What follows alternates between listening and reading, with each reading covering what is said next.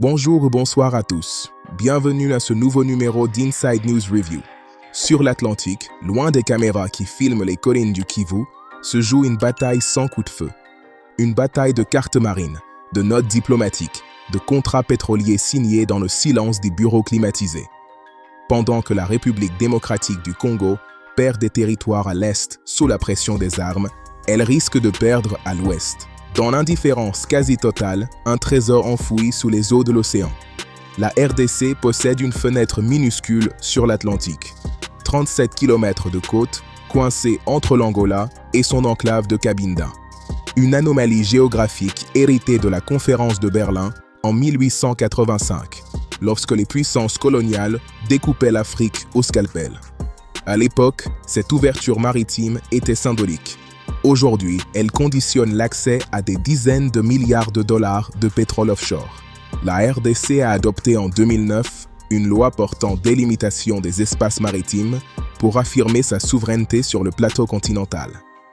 Le 11 mai 2009, elle a déposé une requête auprès de l'ONU pour obtenir la délimitation de ses frontières maritimes. Ce geste juridique officiel prouve que Kinshasa conteste la situation actuelle.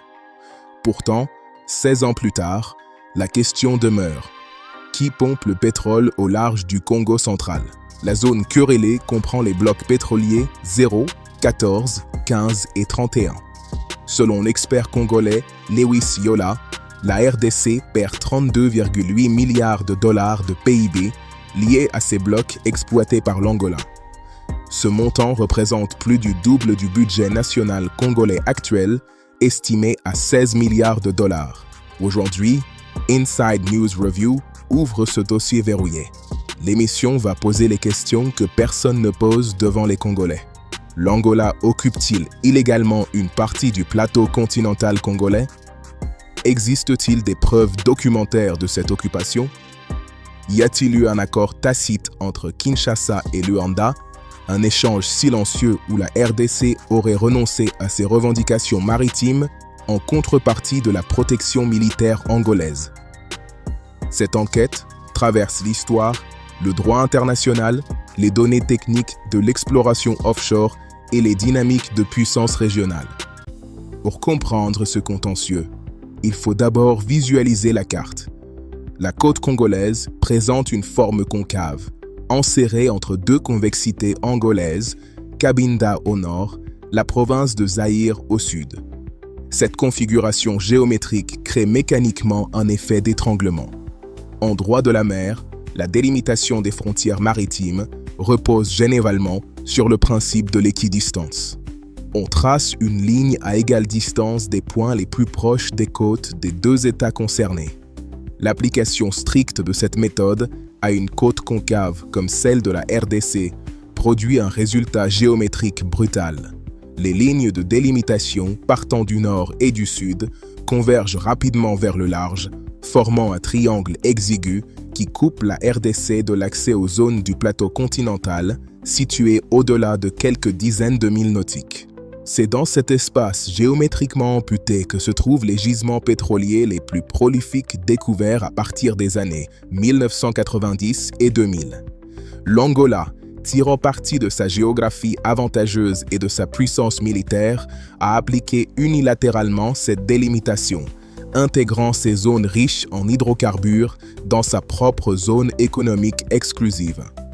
Cette question géographique n'est pas une abstraction technique. Elle détermine qui contrôle des milliards de barils de brut.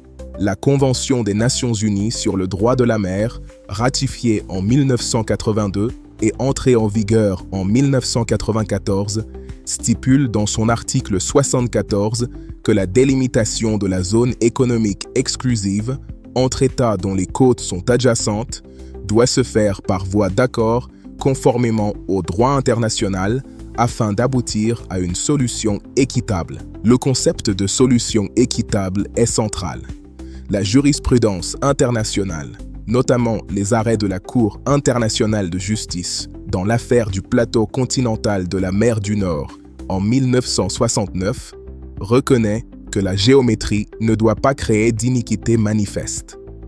Une côte concave ne devrait pas, en principe, priver un État de son prolongement naturel vers le large.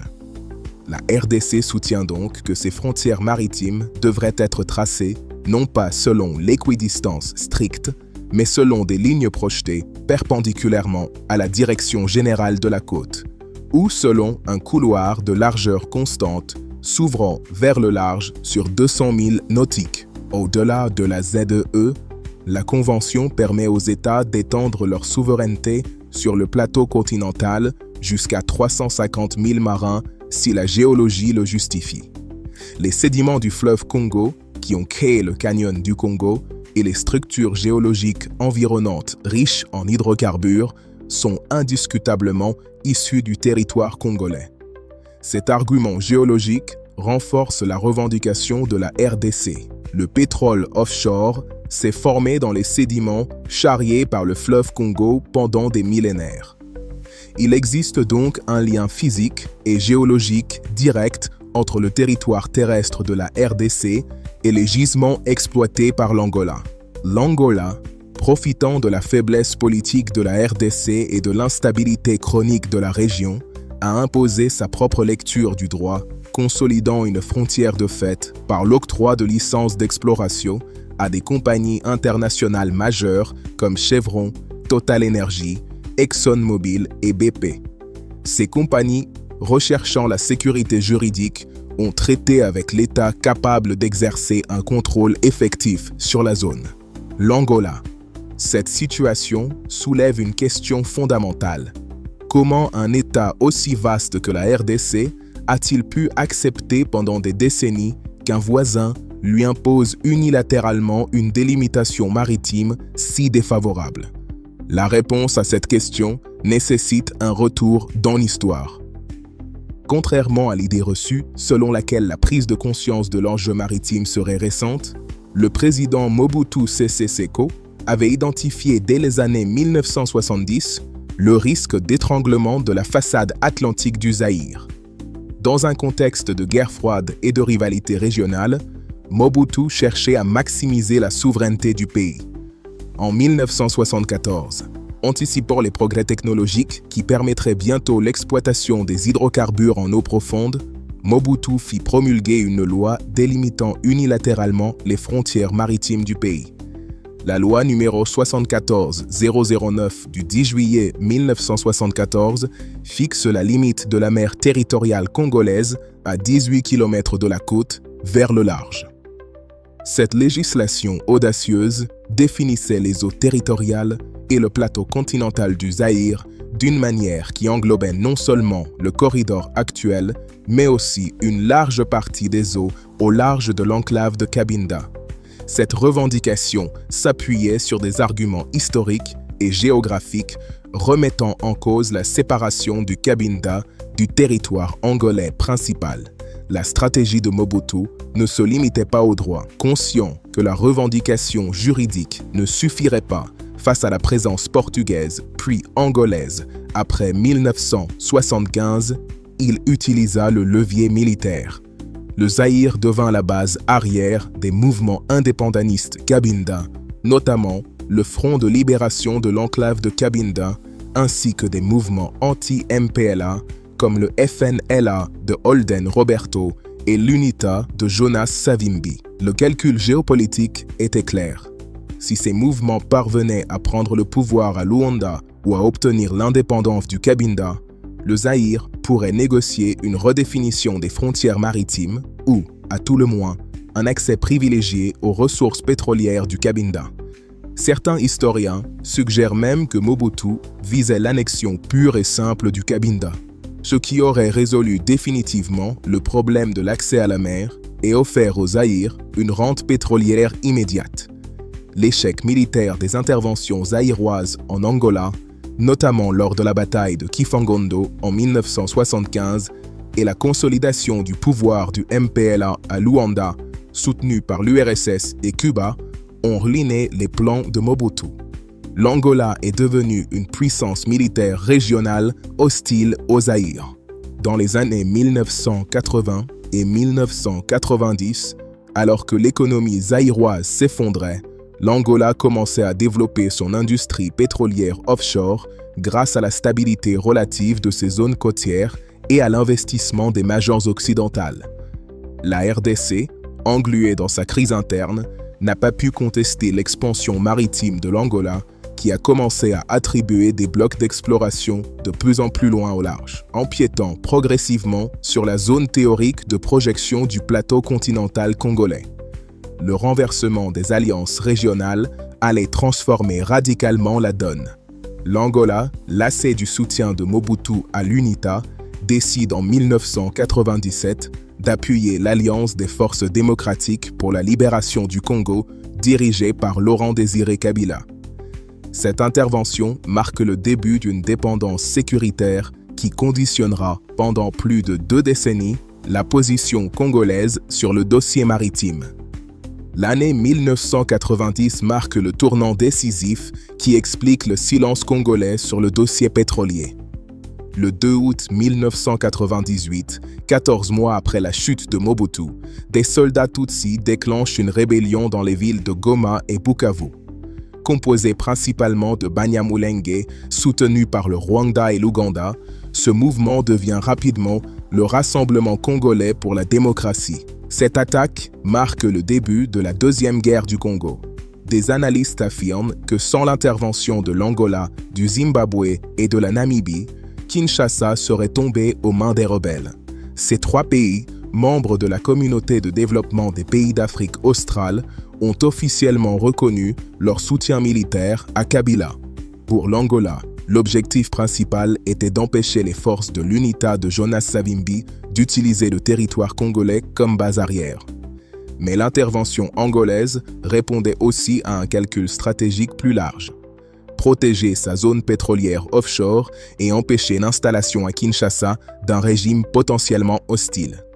Le 4 août 1998, les forces conjointes du Rwanda et de l'Ouganda ont lancé une attaque surprise sur la base aérienne de Kitona dans l'ouest du Congo en utilisant des avions de ligne civils détournés.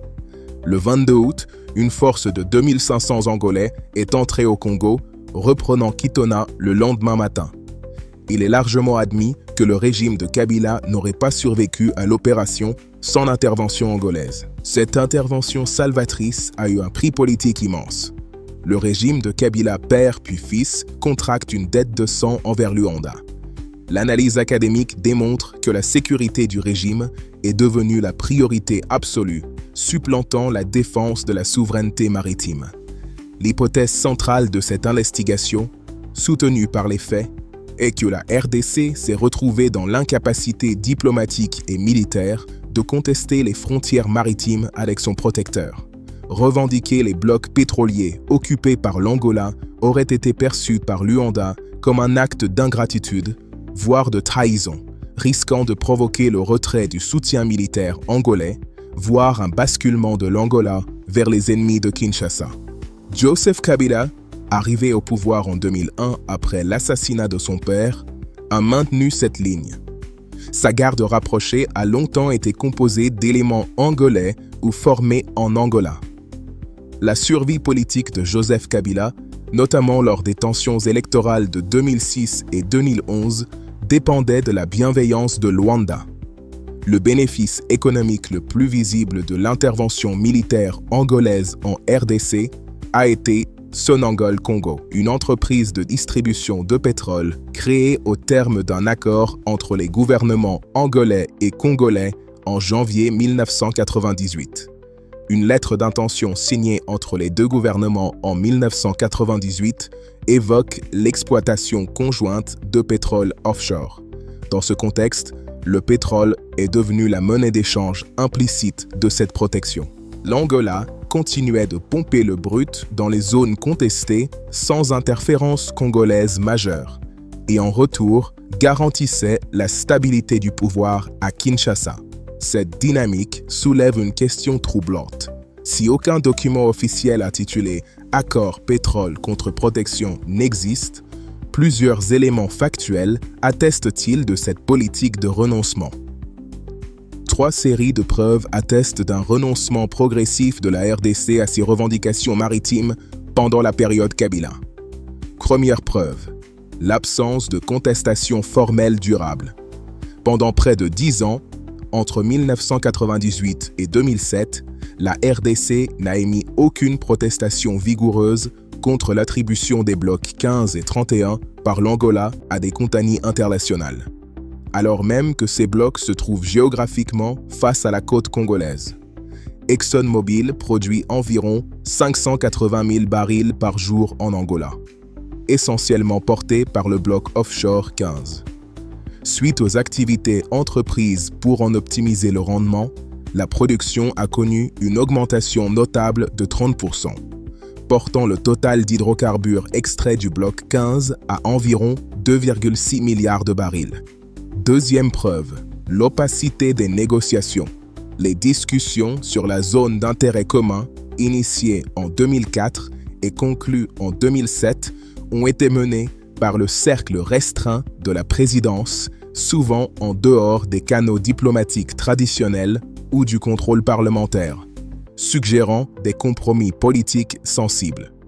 Troisième preuve, les témoignages d'acteurs politiques. Des analyses montrent que l'objectif pour le président angolais João Lourenço était de contraindre le chef de l'État congolais à relancer les pourparlers sur la zone d'intérêt commun créée en 2007, en partie sur le bloc 14 angolais opéré par Chevron.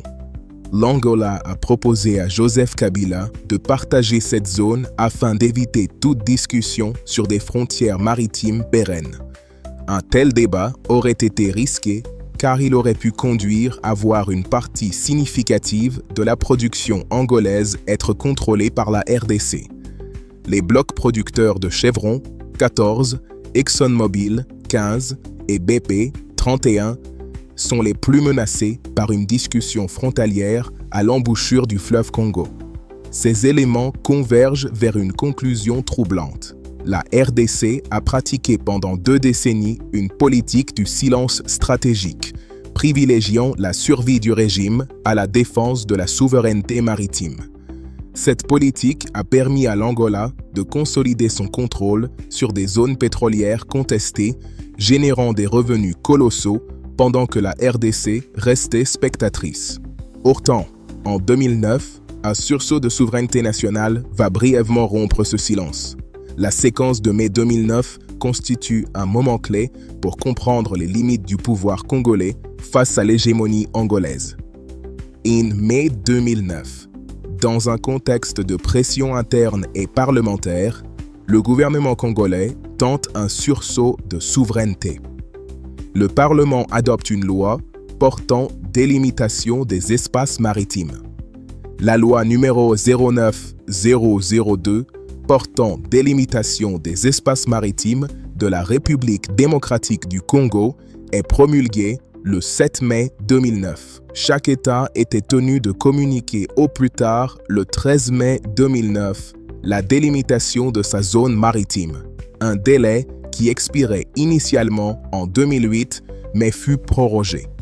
Le 11 mai 2009, la RDC avait déposé une requête auprès de l'ONU pour obtenir la délimitation de ses frontières maritimes.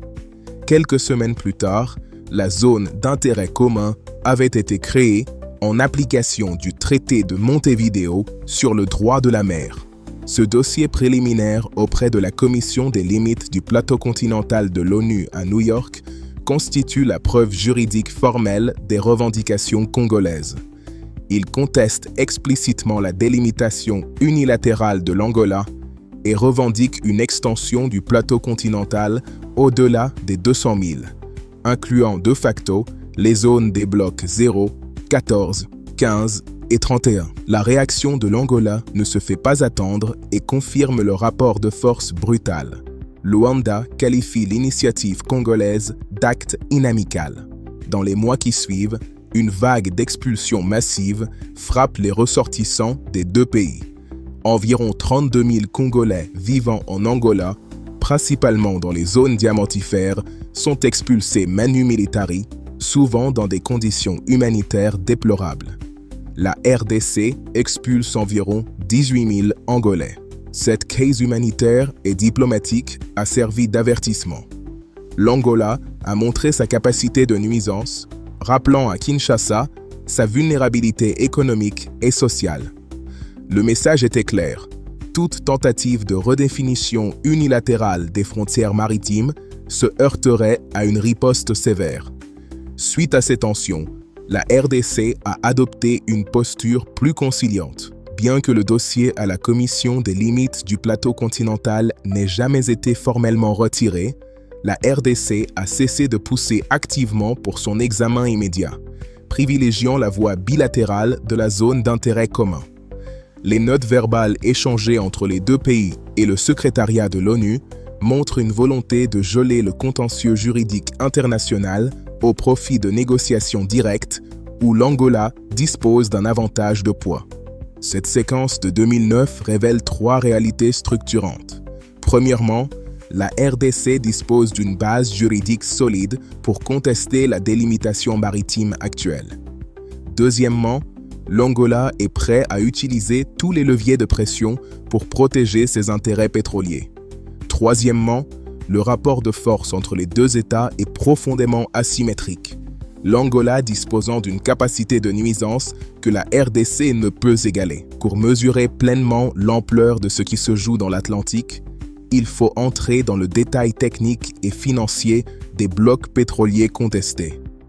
Pour comprendre l'ampleur de la spoliation dénoncée par les experts congolais, il faut cartographier précisément les gisements pétroliers situés dans la zone de projection maritime de la RDC, actuellement sous administration angolaise.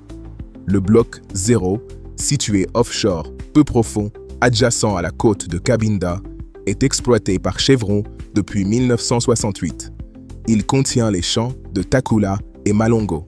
Ce bloc fait l'objet d'une revendication historique congolaise basée sur la continuité côtière. Le bloc 14, également opéré par Chevron, est en production depuis 1999. Situé en offshore profond, dans le prolongement du bloc 0, il contient les champs de Quito, Benguela, Belize et Tombua-Landana. Ce bloc constitue le cœur du conflit actuel. Une partie de ce bloc est partiellement incluse dans la zone d'intérêt commun sous l'appellation Bloc 14-23. Le bloc pétrolier baptisé 14-23 se situe dans un couloir maritime au large des provinces du Bas-Congo, RDC, et de Cabinda, Angola, au sud du bloc 14, chevauchant ainsi la frontière maritime entre les deux pays. Depuis 2007, il est inclus dans une zone d'intérêt commun et affiche une capacité de production de 3,29 millions de barils de pétrole par an, soit plus de 9000 barils par jour. Le bloc 15 est le joyau de la couronne. Exploité par ExxonMobil, il est en production depuis le début des années 2000 avec un pic dépassant 600 000 barils par jour. Situé en offshore profond, face à l'embouchure du fleuve Congo, il contient les champs majeurs de Kizomba A, B et C, Ungo et Chokalo. Ce bloc est revendiqué comme faisant partie intégrante de la zone économique exclusive de la RDC. Il est crucial de noter qu'il est exclu de la zone d'intérêt commun. Le bloc 15 est riche de réserves estimées à 4 milliards de barils de pétrole. Le bloc 0, dont l'opérateur est Chevron, fut longtemps le plus productif. Sa production a culminé en 1999. Les blocs situés en eau plus profonde, à commencer par le bloc 14, ont pris le relais. Le bloc 31, exploité par BP, est situé en ultra-deep offshore. Il contient les champs de Pluton, Saturno, Vénus et Marte, connus collectivement sous l'acronyme PSVM. Ce bloc constitue l'extension naturelle du plateau continental congolais. Il est également exclu de la zone d'intérêt commun. L'analyse financière de la situation révèle l'ampleur du manque à gagner pour la RDC. Selon l'expert congolais Lewis Yola, la RDC perd 32,8 milliards de dollars américains de PIB liés à l'exploitation exclusive de ces blocs par l'Angola. Les estimations les plus crédibles, basées sur une hypothèse de souveraineté congolaise sur les blocs 14, 15 et 31, établissent les pertes annuelles potentielles de la manière suivante. Les redevances représenteraient environ 4,1 milliards de dollars américains par an, soit 25 à 30% du budget national total de la RDC. Les taxes sur les profits, variables selon les coûts d'exploitation, pourraient doubler les recettes fiscales de l'État. La valeur de la production pétrolière représenterait environ 32,8 milliards de dollars, permettant de doubler le PIB de la RDC, actuellement estimé entre 60 et 70 milliards de dollars. Selon des experts, une bonne délimitation des frontières peut amener la RDC à produire en plus environ 600 000 barils de pétrole par jour, soit 50 millions de dollars par jour au prix actuel du baril de pétrole, ou 18 milliards de dollars par an. Le pétrole constitue la quasi-totalité des exportations de l'Angola. En 2015, selon la Banque mondiale, les exportations du pays se chiffraient à 33 milliards de dollars, dont 31,4 étaient représentés par le pétrole. Les exportations de pétrole de l'Angola ont généré plus de 40 milliards de dollars en 2022. Ces chiffres montrent que l'enjeu ne se limite pas à quelques millions de dollars. Il s'agit d'une rente structurelle capable de transformer l'économie congolaise. Le manque à gagner cumulé depuis le début de la production du bloc 15, début des années 2000, se chiffre en dizaines de milliards de dollars. Une somme qui aurait pu financer intégralement les infrastructures de base du pays. Routes, barrages d'Inga, hôpitaux. Le coût d'opportunité est vertigineux. Pendant que l'Angola consolidait son statut de premier producteur africain de pétrole avec 1,2 million de barils par jour en 2023, la RDC stagnait à 25 000 barils par jour. Cette asymétrie n'est pas seulement le résultat de dotations naturelles différentes, mais aussi le produit d'un choix politique. Privilégier la sécurité du régime au détriment de la souveraineté maritime. Face à l'impasse juridique et à l'impossibilité militaire de forcer l'Angola à céder, la RDC et l'Angola ont opté pour une solution négociée, la zone d'intérêt commun. L'histoire de cette ZIC est celle d'un accouchement long et douloureux, marqué par des revirements et des accélérations politiques. Pour mesurer pleinement l'ampleur du manque à gagner, il faut établir une projection hypothétique. Si la RDC contrôlait effectivement les zones maritimes contestées et exploitait le pétrole des blocs 14, 15 et 31, quelle serait la transformation de son économie nationale? Les données économiques actuelles établissent le contexte de départ. En 2025, le budget national de la RDC s'élève à 17 milliards de dollars, augmenté de 20% pour atteindre ce montant face aux besoins du conflit dans l'est du pays. Le PIB de la RDC a enregistré une croissance de 7,9% en 2024 avec un PIB total estimé entre 60 et 70 milliards de dollars. La production pétrolière actuelle du pays stagne à environ 25 000 barils par jour, provenant uniquement du bloc 1 du bassin côtier. Pour établir la projection, il faut partir des données de production angolaises dans les zones contestées. L'Angola maintient une production de 1,1 million de barils par jour en 2024, avec une production moyenne de 1,134 million de barils au cours des 3 premiers trimestres de l'année. Le pétrole représente 28,9% du PIB angolais et 95% des exportations du pays. Si la RDC récupérait et exploitait les blocs contestés avec une délimitation équitable, plusieurs experts estiment qu'elle pourrait produire environ 600 000 barils par jour supplémentaires. Cette estimation repose sur l'hypothèse qu'une partie significative de la production actuelle angolaise provient de zones qui, selon une délimitation équitable, relèveraient de la souveraineté congolaise. La transformation économique serait radicale. Le calcul suivant établit les ordres de grandeur. À un prix moyen conservateur de 80 $ le baril, une production de 600 000 barils par jour génère 48 millions de dollars quotidiens, soit 17,5 milliards de dollars annuels de valeur brute de production. Avec les redevances, taxes et participations étatiques typiques des contrats pétroliers modernes, oscillant entre 60 et 70% de la valeur de production, l'État congolais pourrait capter entre 10,5 et 12,2 milliards de dollars annuels de recettes fiscales directes. Ces 10 à 12 milliards de dollars de recettes pétrolières représenteraient une augmentation de 60 à 70% du budget national actuel. Le budget de la RDC passerait de 17 milliards à environ 27-29 milliards de dollars, le propulsant au niveau des budgets de pays comme le Kenya ou l'Éthiopie. Cette transformation budgétaire permettrait de financer intégralement les secteurs critiques actuellement sous-financés. Les dépenses de défense et de sécurité, actuellement insuffisantes pour équiper correctement l'armée face aux rébellions de l'Est, pourraient être triplées. Les infrastructures routières, dont l'absence paralyse le commerce intérieur et maintient les provinces dans l'isolement, pourraient être développées à grande échelle. Le secteur de la santé, chroniquement sous-équipé, et l'éducation nationale, qui peine à payer régulièrement ses enseignants, recevraient des financements structurels. L'impact sur le PIB serait également significatif. La valeur de la production pétrolière de 17,5 milliards de dollars, ajoutée au PIB actuel de 65 milliards, porterait le PIB national à environ 82-85 milliards de dollars, une augmentation de 27 à 30%.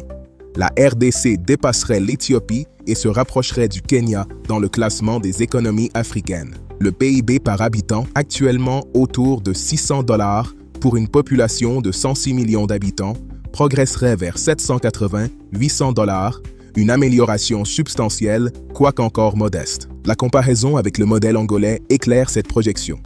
L'économie angolaise, avec 1,1 million de barils par jour de production, affiche un PIB d'environ 106 milliards de dollars pour une population de 36 millions d'habitants.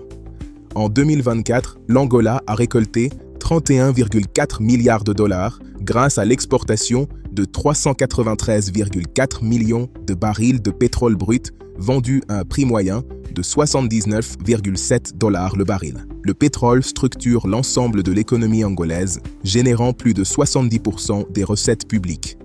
Si la RDC atteignait une production de 625 000 barils par jour, en additionnant sa production actuelle et les 600 000 barils des zones contestées, elle deviendrait le 3e ou 4e producteur pétrolier d'Afrique subsaharienne, derrière le Nigeria et l'Angola, mais devant le Gabon et le Congo-Brazzaville.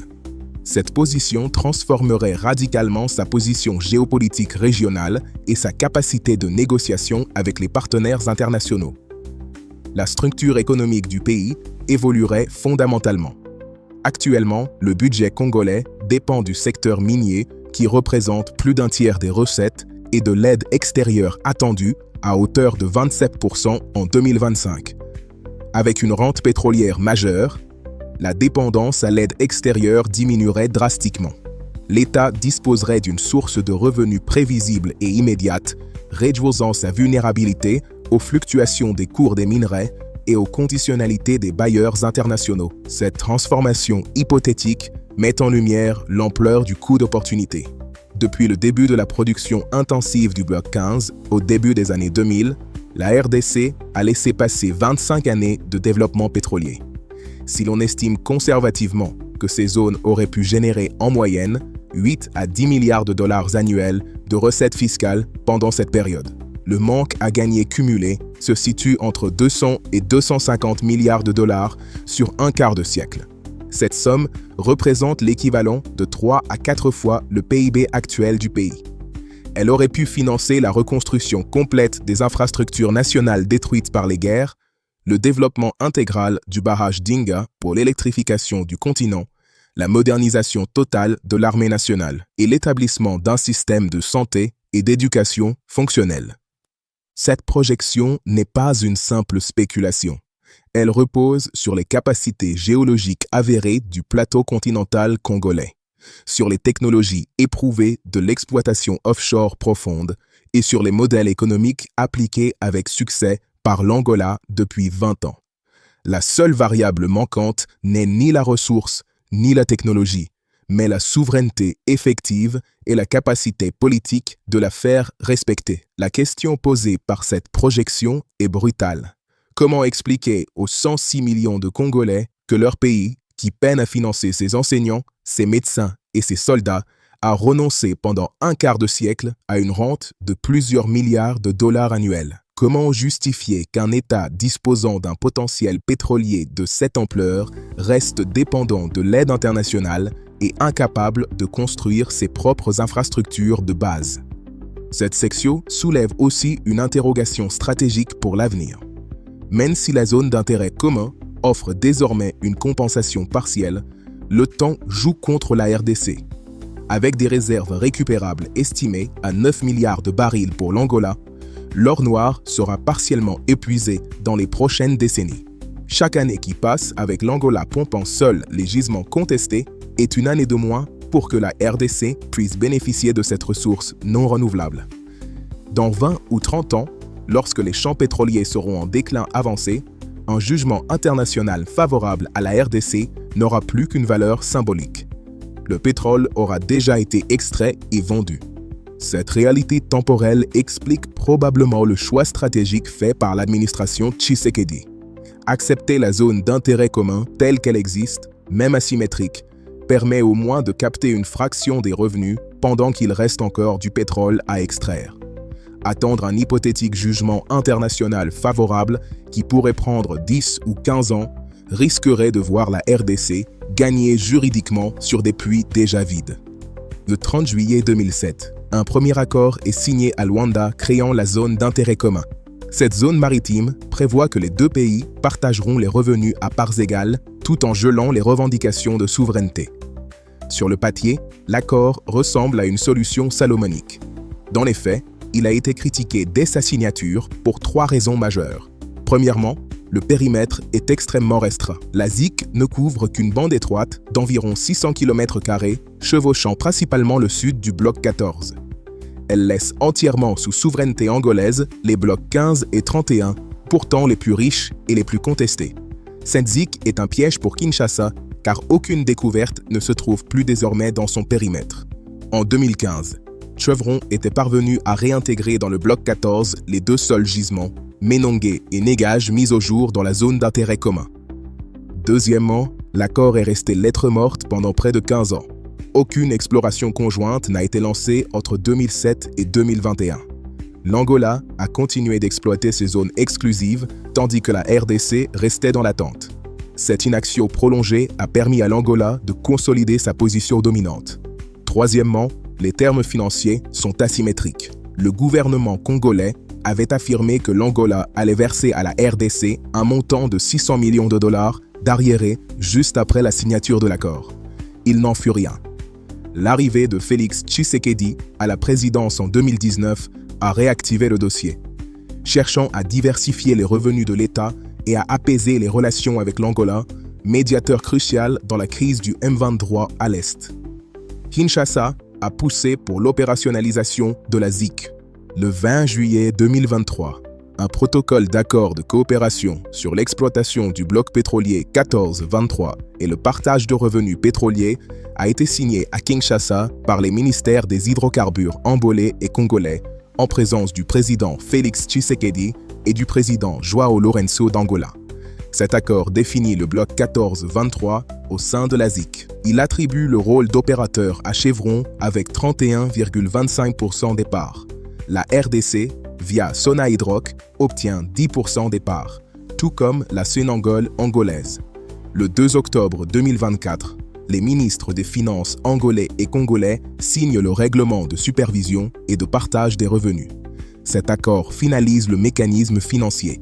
Un compte commun sera ouvert pour recevoir les recettes fiscales de la zone, qui seront partagées à 50% chacun. Les revenus attendus pour les 2 États sont estimés à 5,56 milliards de dollars sur la durée de vie du projet. Les autorités estiment que ce partage permettra au Congo de doubler sa production pétrolière, actuellement d'environ 25 000 barils par jour dans le bloc 1 du bassin côtier. Si le gouvernement congolais présente ces accords comme une victoire diplomatique, l'analyse objective suggère un compromis très favorable à l'Angola. En acceptant la ZIC sur le périmètre actuel, limité au bloc 14-23, la RDC valide implicitement le statu quo sur les autres zones. Elle obtient des revenus sur une zone encore à explorer ou en début de développement, mais renonce de facto à contester les revenus immédiats et massifs du bloc 15.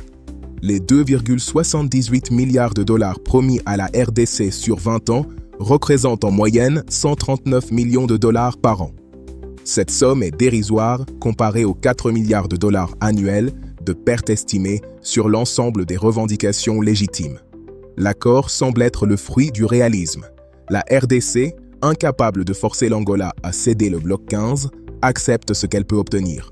De plus, dans le contexte de la guerre à l'Est contre le M23 soutenu par le Rwanda, la RDC a un besoin vital du soutien diplomatique et militaire de l'Angola.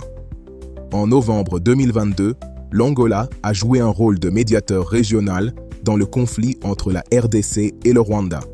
Le président angolais João Lourenço a présidé le sommet de Luanda, réunissant Félix Tshisekedi et Paul Kagame pour rechercher une solution pacifique. Accepter la ZIC dans les termes proposés par l'Angola, c'est aussi payer le prix de l'alliance angolaise face au Rwanda. La géopolitique régionale impose ses contraintes à la diplomatie pétrolière. Cette dynamique révèle une constante historique. Depuis 1998, chaque fois que la RDC a besoin du soutien angolais pour sa sécurité intérieure ou sa stabilité diplomatique, elle recule sur le dossier maritime.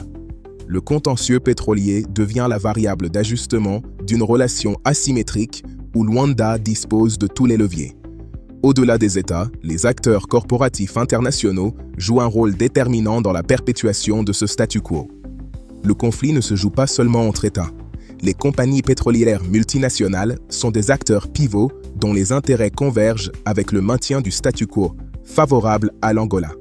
Chevron, opérateur historique au Cabinda depuis 1968 et dans le bloc 14, est le grand gagnant de la zone d'intérêt commun.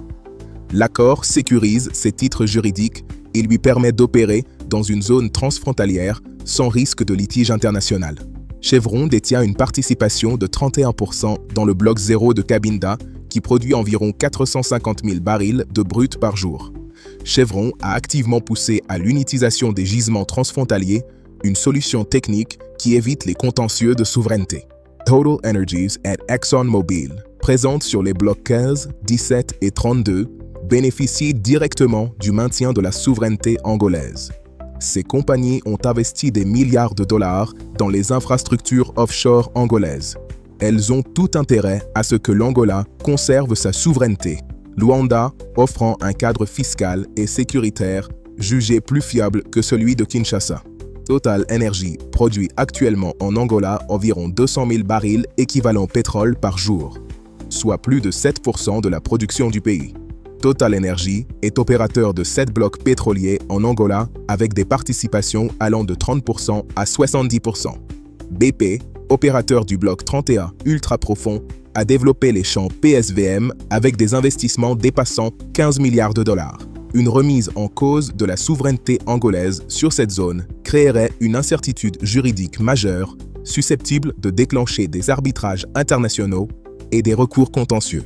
La communauté internationale, notamment les États-Unis et la France, qui ont des intérêts stratégiques majeurs dans le pétrole angolais, ont discrètement favorisé une solution négociée qui ne déstabilise pas l'Angola, fournisseur clé d'énergie, tout en offrant une compensation financière à la RDC pour stabiliser le régime de Kinshasa. Au terme de cette investigation approfondie, les faits établissent 4 constats majeurs qui éclairent la nature véritable de ce contentieux. Premier constat, l'Angola occupe et exploite effectivement une partie du plateau continental qui, selon une interprétation équitable du droit de la mer corrigeant la concavité de la côte congolaise, devrait relever de la souveraineté de la RDC, les blocs 15 et 31 en particulier. Se situe dans le prolongement naturel du territoire congolais, cette occupation prive la RDC d'une rente financière majeure. Le manque à gagner cumulé depuis le début des années 2000 se chiffre entre 200 et 250 milliards de dollars sur un quart de siècle, soit 3 à 4 fois le PIB actuel du pays. Deuxième constat, il existe des preuves documentaires solides de cette occupation contestée. La loi congolaise de 2009 portant délimitation des espaces maritimes, le dossier préliminaire soumis à la Commission des limites du plateau continental de l'ONU, les accords de la zone d'intérêt commun eux-mêmes qui, en créant une zone de partage, reconnaissent implicitement l'existence d'un contentieux, les analyses académiques et économiques qui chiffrent le préjudice et documentent la géologie commune. Tous ces éléments convergent.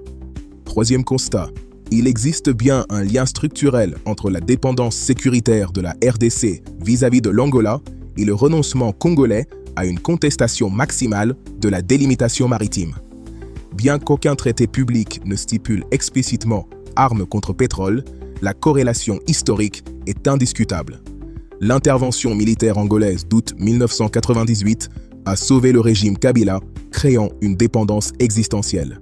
La survie politique des présidents Laurent Désiré et Joseph Kabila dépendait du bouclier angolais. En retour, Kinshasa a observé un silence stratégique sur le dossier pétrolier pendant 2 décennies. Quatrième constat, la projection économique hypothétique révèle l'ampleur vertigineuse du coût d'opportunité.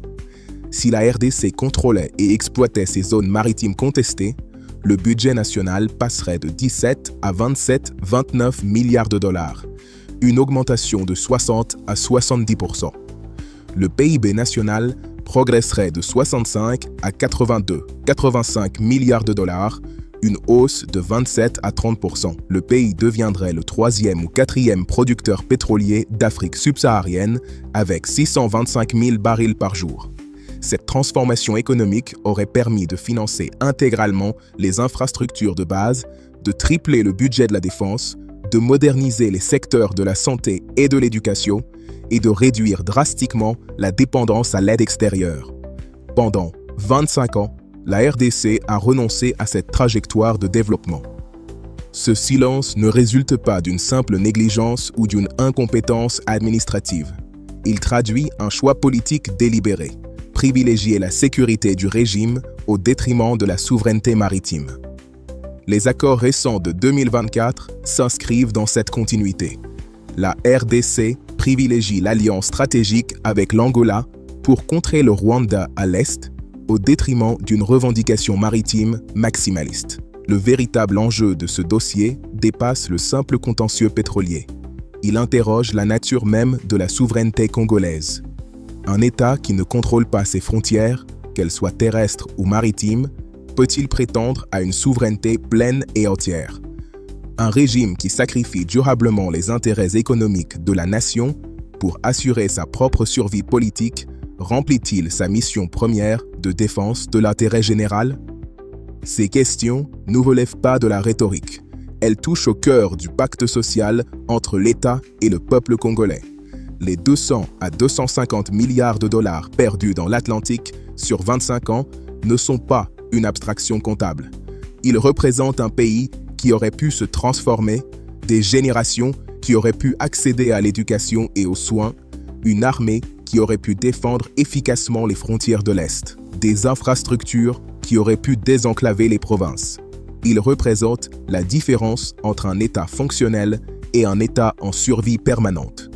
Si la RDC avait capté ses revenus pétroliers depuis le début des années 2000, elle aurait pu financer intégralement le barrage d'Inga 3, estimé à 14 milliards de dollars, reconstruire l'ensemble du réseau routier national, moderniser totalement son système de santé et disposer encore de dizaines de milliards de dollars pour constituer un fonds souverain comme ceux d'Abu Dhabi ou de Norvège.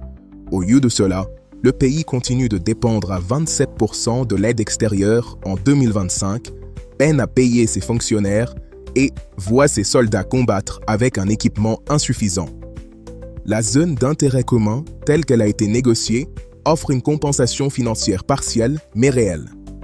Les 2,78 milliards de dollars promis sur 20 ans permettront de doubler la production nationale. Mais cette somme représente à peine 1% du manque à gagner cumulé des 25 dernières années. Elle transforme un contentieux juridique en arrangement pragmatique. Elle substitue le partage négocié à la revendication de souveraineté. Cette stratégie peut se justifier par le réalisme. Face à un voisin militairement et économiquement plus puissant, face à des compagnies pétrolières disposant de moyens financiers et juridiques colossaux, face à une communauté internationale qui privilégie la stabilité régionale, la RDC n'avait peut-être pas d'autre choix que d'accepter un compromis asymétrique. De plus, Le temps joue contre Kinshasa. Avec des réserves récupérables angolaises estimées à 9 milliards de barils, l'or noir sera partiellement épuisé dans les prochaines décennies.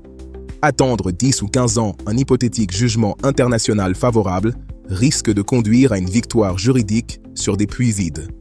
Mais ce réalisme a un coût générationnel. Il normalise l'idée qu'un État faible doit renoncer à ses droits légitimes. Il établit un précédent dangereux. La force militaire et la puissance économique peuvent, in fine, prévaloir sur le droit international. Il envoie un signal aux autres voisins de la RDC, les frontières congolaises sont négociables si l'on dispose des moyens de pression adéquats. La question posée au début de cette émission était « pétrole volé ou deal secret ?» La réponse est désormais claire. Il ne s'agit ni d'un vol pur et simple, ni d'un deal explicite, mais d'une dynamique structurelle où la faiblesse congolaise et la puissance angolaise ont produit, au fil des décennies, un statu quo favorable à Luanda. Ce statu quo s'est construit sur la dépendance sécuritaire, l'absence de capacité technique et financière, les compromis politiques successifs et, finalement, la résignation institutionnelle. Le pétrole de l'Atlantique congolais n'a pas été volé brutalement. Il a été abandonné progressivement, deal après deal, silence après silence, renoncement après renoncement. Et chaque année d'abandon représente plusieurs milliards de dollars qui ne financeront jamais les écoles, les hôpitaux et les routes que le peuple congolais attend depuis des décennies. Une dernière question demeure. Combien de temps la RDC peut-elle continuer à gérer ses relations avec l'Angola sur ce mode de dépendance silencieuse? À l'est, le pays perd des territoires sous les coups de boutoir des groupes armés. À l'ouest, il a perdu pendant 25 ans une rente pétrolière capable de transformer son économie. Entre ces deux fronts, l'État congolais semble pris en tenaille, contraint de choisir quel territoire défendre en priorité. Quelle souveraineté sacrifier pour préserver l'autre? Cette équation impossible pose une question plus large au peuple congolais. Jusqu'où accepte-t-on qu'un régime sacrifie les intérêts économiques de long terme de la nation pour assurer sa survie politique de court terme? Qui, finalement, paie le prix de ces arrangements géopolitiques? Et surtout, combien de générations devront encore attendre avant que la richesse de leur sous-sol maritime ne bénéficie enfin à leur développement? Aujourd'hui, Inside News Review a levé le voile sur l'un des dossiers les plus sensibles et les moins débattus de la souveraineté congolaise. Le contentieux maritime avec l'Angola révèle les contradictions profondes d'un État-continent qui peine à défendre ses intérêts stratégiques face à un voisin mieux organisé et militairement plus puissant. Nous vous invitons à poursuivre cette réflexion, à poser ces questions à vos responsables politiques, à exiger la transparence sur ce dossier qui engage l'avenir économique de plusieurs générations de Congolais. Retrouvez toutes nos émissions d'investigation sur notre chaîne. Inside News Review revient bientôt pour décrypter d'autres angles morts de l'actualité congolaise. Merci de votre attention et à très bientôt.